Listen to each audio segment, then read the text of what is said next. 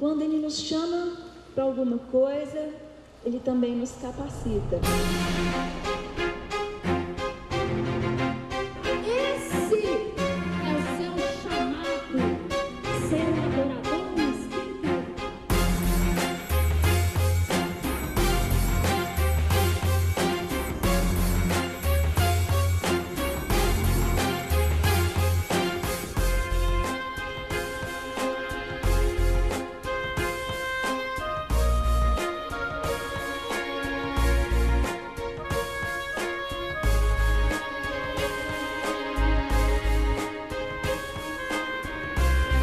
Deus não erra.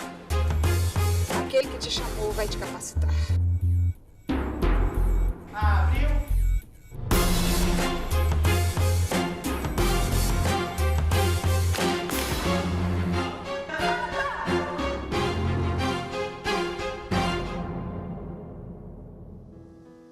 Romanos 12. Quantos acharam? Digam amém. Vamos ler juntos? Rogo-vos, pois... Cadê? Vamos juntos? Pois, pelas misericórdias de Deus, que apresenteis os vossos corpos... Não, vamos começar de novo. Vamos começar de novo. Eu sei que alguns não almoçaram, né? Por isso que estão assim fraquinhos, né? Mas para o Senhor, a gente vai em frente, ok? Vamos lá? Romanos 12, 1. Rogo-vos, pelas misericórdias de Deus, que apresenteis os vossos corpos por sacrifício vivo, santo e agradável a Deus, que é o vosso culto racional. Verso 2. E não vos conformeis com este século, mas transformai-vos pela renovação da vossa mente, para que experimenteis qual seja a boa, agradável e perfeita vontade de Deus. Diga para o seu irmão: para que experimenteis qual seja a boa, agradável e perfeita vontade de Deus.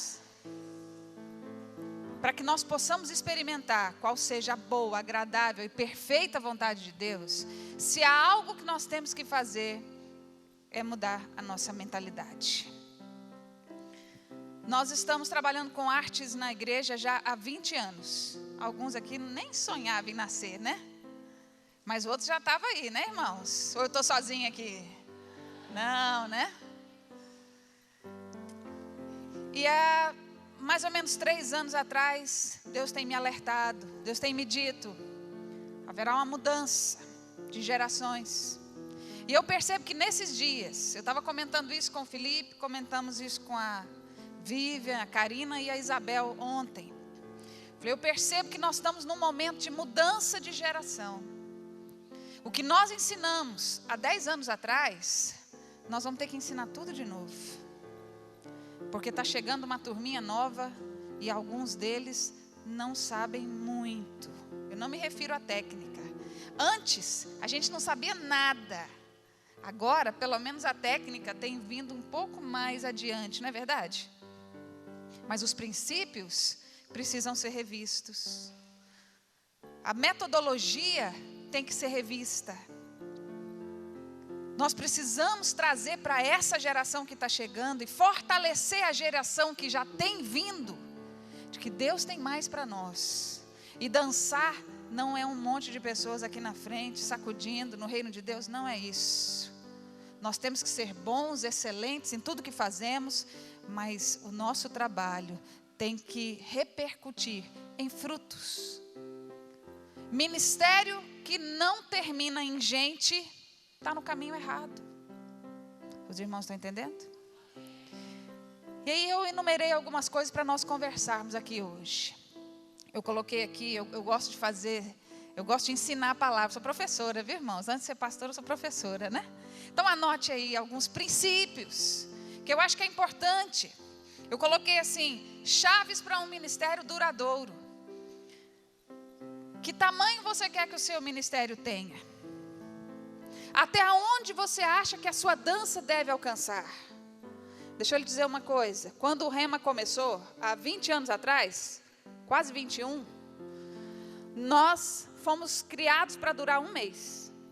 O nosso pastor disse: Adriana, pega o grupo de vôlei, junta aí, ensina umas coreografias para eles e vamos para uma cidade próxima aqui evangelizar. A companhia foi criada para durar 1 mês. E aí nós começamos a trabalhar. Depois de 1 mês eu falei: pastor, pode acabar com a equipe? Ele disse: não, mais um pouquinho.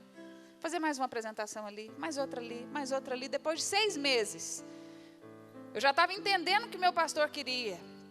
Eu disse para ele assim: pastor, peraí, nós vamos continuar com o trabalho? Ele falou: Adriana, está dando tanto fruto. Eu quero que a gente continue. Naquela época a minha visão era só o evangelismo. Eu não sabia que a arte poderia ser usada de forma tão ampla. Naquela ocasião eu achava que as artes só funcionavam fora da igreja para evangelismo. O primeiro evangelismo que a gente participou, 3 dias, ininterruptos, de manhã, à tarde e à noite, numa cidade onde havia ali uma festa dessas culturais. Nós arrecadamos 1.500 nomes de pessoas que se converteram, se reconciliaram e que quiseram oração. 3 dias, 1.500 nomes. Era assim. Mas aí o que houve? Depois de 6 meses eu disse: pastor, nós vamos continuar com o trabalho? Vamos, Adriana. Eu falei: então vamos parar tudo e vamos organizar. E nós paramos tudo. Perguntamos aos jogadores de vôlei se eles queriam continuar. Alguns quiseram, outros não. Falei: então vamos todo mundo para a sala de aula. Primeira posição. Não é um grupo de dança? Então vamos aprender a dançar. Todo mundo para a sala de aula. E começamos bem do início. 21 anos. Até hoje o Senhor nos tem dado frutos. Nunca aconteceu de nós fazermos uma apresentação sequer e não termos pelo menos um fruto. Mas porque nós acreditamos que o ministério, ele tem um objetivo claro. E hoje eu vejo que muitos de nós estão meio perdidos. Não é porque nós queremos, é porque nós não sabemos. Amém? Então nós vamos pedir a Deus que nos mostre. Todos os dias você vai pedir isso: Senhor, me mostra onde o Senhor quer me levar. Sua visão vai determinar onde você vai chegar. Quando o pastor disse: vai continuar, eu disse: então tá bom, então nós vamos buscar de Deus. Deus, o que o Senhor quer de nós? E o Senhor colocou as nações no nosso coração. E até hoje nós corremos atrás. Até hoje nós buscamos. Faltam só 2 continentes para a gente pisar. Mas nós vamos pisar todas as nações, levando o evangelho de Deus através da arte. Porque é lá que os nossos olhos alcançam. E o seu, para onde você quer? Para onde você quer ir? Sua visão, seu trabalho não vai além daquilo que você enxerga. Os irmãos estão entendendo? Não aceitamos subir numa plataforma, ir a qualquer lugar, sem que haja frutos do nosso trabalho.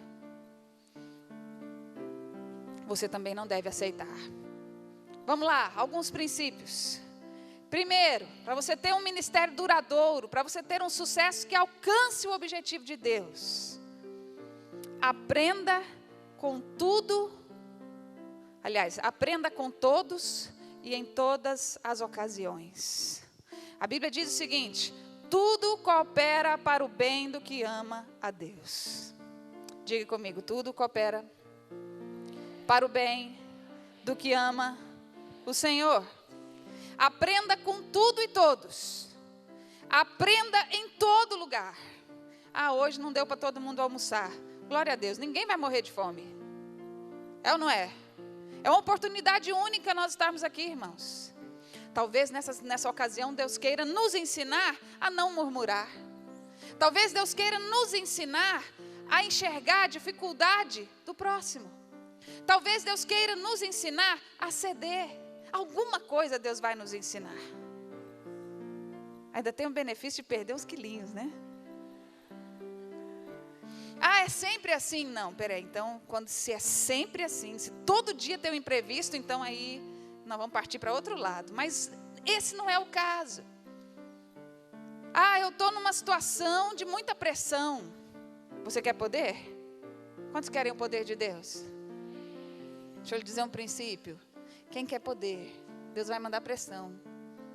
Só tem poder no meio da pressão.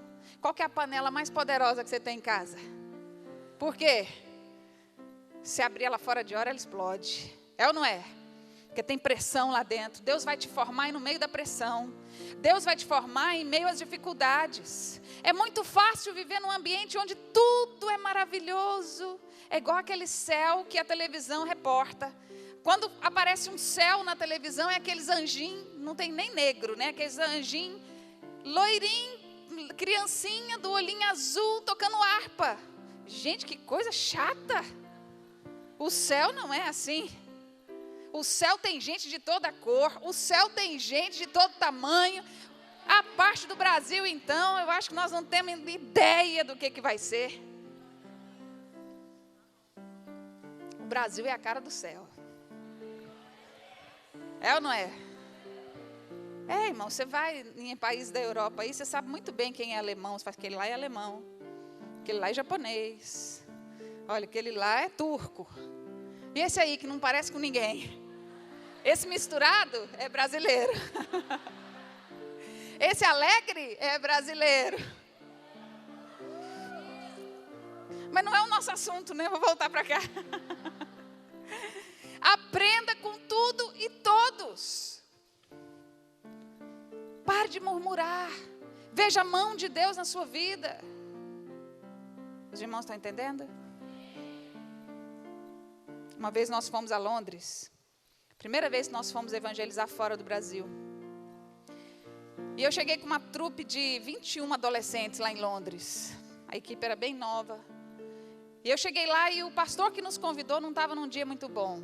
E ele virou para mim e falou assim: Adriana, aqui vocês não podem atrasar, aqui vocês não podem falar alto, aqui vocês me deu uma lista dos vocês não podem, assim, uma lista imensa. E eu falei assim, tudo bem, pastor. Ele falou assim, e amanhã vocês começam o evangelismo? Falei, tá bom, eu preciso de um aparelho de som. Não tem. Falei, eu preciso de folheto. Não tem. Eu falei, pastor, eu preciso de um tradutor, porque a gente acabou de sair da Bélgica ouvindo um mês de francês, então até a gente se encaixar aqui, vai uns 2, 3 dias. Não tem. Eu falei, mas e aí, pastor? Ele falou, e aí que os brasileiros vêm para cá para passear. Eu quero ver qual que é a motivação de vocês. Se eu perceber fruto no trabalho de vocês, eu ofereço tudo isso. Se eu não perceber, aí eu falei, se o senhor não perceber, a gente vai embora. Pode ficar tranquilo. Ele falou, tá bom. Aí colocou a gente no alojamento, nós fomos para um alojamento. Eu não contei nada para a equipe. Peguei só a vice-líder comigo, contei para ela e nós duas fomos orar. Não falei nada para a equipe. Para a equipe não se armar. Para a equipe não ficar... E agora nós temos que produzir e fazer frutos da carne, né? Mas eu conhecia os meus soldados. Os irmãos entendem? Botei eles para dormir. Falei, vamos dormir que amanhã o dia começa cedo. Quando foi no outro dia, no horário marcado, eles estavam lá na porta. E aí, vamos? Falei, vamos. Ele falou, olha, eu quero dar um aviso para vocês. Aqui em Londres ninguém para nada. Aqui tem punk, aqui tem todo tipo de gente. Ninguém para. Então, eu sei que vocês vão pintar o rosto, usar roupas coloridas, fazer coisas nas ruas, mas avisa os meninos para eles não se frustrarem. Falei, pode ficar tranquilo, pastor. Pode ficar tranquilo. Irmãos, nós arrumamos um sonzinho com pilha, que esse sonzinho assim que a gente quase não ouve dentro da sala de aula. Compramos umas pilhas e uma das meninas ficou com ele assim na cabeça. A gente falou, é para ficar mais alto, né? E ela ficou com ele assim na cabeça e a gente na praça. Começamos a dançar. Foi juntando gente, foi juntando gente, foi juntando gente. Dançamos uma coreografia, emendamos na outra, e o povo aplaudindo, não ia embora, e o pastor começou a ficar incomodado, ele e os outros. Eu falei, pastor, e aí? Não tem um microfone, não tem um folheto, não tem nada, o que eu faço? Ele falou, eu não sei o que você faz. Eu falei, pois é, pastor, e aí? Traduz pra gente. Não, eu tô nervoso. Falei, gente, ó, todo mundo fazendo mímica, vamos abordar o povo. Saiu todo mundo, um no francês, um no inglês, um no espanhol, o outro com mímica. Abordamos as pessoas, o pastor falou assim, eu quero pedir perdão para vocês. O que vocês precisam? Ele precisa de som, precisa de folheto, precisa de vocês. Eu vou ser o tradutor. E nós saímos, 15 dias ininterruptos. Irmãos, Foi um arraso no inferno. Sabe por quê? Porque Deus é fiel, Ele vai usar as coisas loucas para envergonhar os sábios. Isso significa que Ele pode usar a mim e pode usar você também. Mas você precisa aprender em toda e qualquer situação. Imagina se eu vou falar mal do pastor. Já pensou? O pastor me chamou, não ofereceu nada para mim. Eu tenho razão? No fundo, eu tinha até razão para falar, poxa, ele não ofereceu nada. Deus nunca erra, diga ao seu irmão, Deus não erra. Nessa mesma viagem, nós saímos de Londres, e quando nós chegamos na estação de trem para poder voltar, ir para um outro país, nós chegamos lá, a estação tinha fechado. Essa estação fechava meia-noite, a gente não sabia, a gente ia pegar o trem no outro dia. E o guarda falou, aqui dentro não pode ficar ninguém, vocês vão ter que passar a noite aí na calçada. Um frio bom para goiano. E nós ficamos lá, aí chegou uma turma de italianos, foi chegando gente, umas 100 pessoas do lado de fora. Falei, gente, nós vamos passar a noite aqui, quem quer dormir? Todo mundo calado. Quem quer dançar? Todo mundo... Então tá bom. Passamos a noite evangelizando, cuidando das pessoas do lado de fora Depois nós dormimos no trem para ir para outro país, irmãos, com as mãos cheias de frutos. Sabe por quê? Porque Deus não erra. Deus não erra. E tem alguns aqui que acham que Deus cometeu um engano quando te convidou, quando te comissionou a fazer parte de um grupo de dança. É ou não é? No final, quero orar com você. Deus está me falando isso agora. Algumas pessoas acham aqui que Deus se enganou quando te chamou. Alguns acham que estão aqui porque querem, não porque tem um chamado. Deus não erra. Deus não erra. Aquele que te chamou vai te capacitar. Amém? Cuidado com quem fica infeliz com o seu sucesso, seu progresso. Cuidado com aquele que diminui o tamanho dos seus sonhos. Ah, eu quero as nações. Ah, você. Não, eu quero ser um bailarino que quando dançar, Deus vai agir por meu intermédio. Mas você, eu quero ser um bom bailarino, eu quero ser um bom pregador, mas vocês não sabem nem falar. Cuidado com quem diminui o seu sonho. O nosso Deus não erra. Cuidado com aquele que faz as coisas de Deus parecerem normais e aceitáveis. Isso é o que eu mais tenho visto nessa geração. Isso é uma preocupação imensa que eu tenho. Irmãos, os filhos do sacerdote Eli, eles erraram por quê? Qual foi o problema do erro deles? Eles se acostumaram com a glória de Deus. E aí quando Deus vinha para fazer algo, eles estavam habituados. Aí eles faziam de qualquer maneira, eles levantavam fogo estranho, tá aí, qualquer hora que eu vier, tá aqui. Não brinquem com a glória de Deus. Não brinquem com a glória de Deus. Nós não podemos nos acostumar, no bom sentido da palavra, os irmãos estão entendendo? Com a glória de Deus, nós temos que almejar insistentemente a presença de Deus. Irmãos, eu sou de um tempo que a gente ia para o monte. Eu não sei se aqui em São Paulo já teve isso, mas lá em Goiás pelo menos, a gente ia para o monte orar e tinha uns gravetinhos assim que acendia. Já passou por isso aqui? Eu sou do tempo que a gente orava e o povo era batizado no Espírito Santo. Hoje são raras as visões. Eu tenho saudade do tempo em que um bailarino dançava e o ambiente mudava. Eu já vi gente dançar e pessoas serem libertas de espíritos maus. Eu já vi gente dançar e pessoas serem curadas de enfermidades. Eu já vi gente dançar e pessoas serem batizadas no Espírito. Hoje a nossa dança muitas vezes não faz diferença alguma. Está errado. Sabe o que é isso? Eu me acostumei. Eu subo de qualquer maneira, eu visto qualquer tipo de roupa, eu subo até sem orar. Porque eu estou acostumado, Deus vem mesmo. Deus, não me faça subir nesse lugar se a sua presença não estiver comigo. Deus fez uma proposta para Moisés. Deus disse assim para Moisés, Êxodo 30. Moisés, o povo é de dura cerviz, é um povo duro, é um povo que não obedece, é um povo que não se curva. Então, Moisés, você vai com ele. A minha presença não irá contigo. Mas olha, Moisés, o meu anjo vai com você. Você vai fazer a obra, eu vou te dar a terra que eu te prometi, mas eu mesmo não vou. Se um de nós fosse Moisés, talvez a gente tivesse dito assim, tudo bem, Senhor. Porque se eu disser que não vou agora, eu vou ser linchado por esses milhões de pessoas que estão aqui atrás de mim. Mas a postura de Moisés não foi essa. Moisés disse assim, Senhor, se o Senhor não for, eu não vou. Se a sua presença não for comigo, eu não quero a sua promessa. Muitos de nós preferem a promessa do que a presença. Sabe o que é isso, irmãos?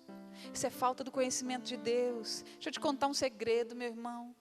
Onde Deus vai, as promessas dele vão. Mas nem sempre onde está a promessa, está a presença. Sabe por quê? Deus vai cumprir a palavra dele na sua vida, porque ele é fiel e ele vai cumprir. Mas deixa eu lhe dizer uma coisa. Melhor que ver a promessa de Deus se cumprindo na sua vida, é o Deus vivo, junto com você, testemunhando e partilhando da sua promessa. A intimidade é mais importante do que os feitos. Hoje tem um tal de, eu vou fazer a obra, e aí a pessoa faz. E não tem um fruto. Onde Jesus ia, alguém era liberto, alguém se convertia, alguém era transformado. Está faltando isso no seu ministério? Sacode a poeira, vê onde que está errado.